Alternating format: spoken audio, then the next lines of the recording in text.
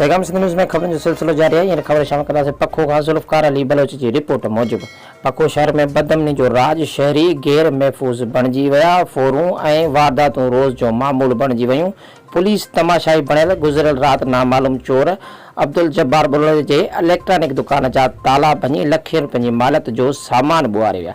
खोजी कुतनि ज़रिए पेरा अनवर कलोड़े जे घर में लॻा, जिते पुलिस शक जे बुनियाद ते हिक ॼणे खे गिरफ़्तार करे वई। उन समय गुज़िरियल रात अब्दुल जब्बार बुलोच जे दुकान मां नामालूम चोर 24 बैटरी हिक सोलर पैनल खणी फरार थी विया, जॾहिं त दुकान मालिक खोजी कुता घुराए चोरनि जा पेरा खणाया, जेके शहर जे सामटा मोहल्ला में लॻा, जितां पुलिस शक जे बुनियाद ते हिक ॼणे रमीज़ कलोड़े खे गिरफ़्तार करे थाणे अंदर लाकअप करे छॾियो। अहिड़े इतला सबबि पुलिस तरफ़ां को बि केस दाख़िल न थी सघिया। होॾां गिरफ़्तार थियल रमीज़ अली कलोड़े जो चवणु आहे त मां हिक शरीफ़ शहरी आहियां, मुंहिंजो कंहिं बि क़िस्म जे ॾुआरी माण्हुनि सां वास्तो न आहे, न ई थियल चोरी मुतालिक़ का ॼाण आहे। खोजी कुतनि खे ॼाणी वाणी असांजे घर में विहारियो वियो आहे ऐं मां बेगुनाह आहियां। चोर जी सिधी तरह सां जांच करे मूं सां इंसाफ़ कयो वञे।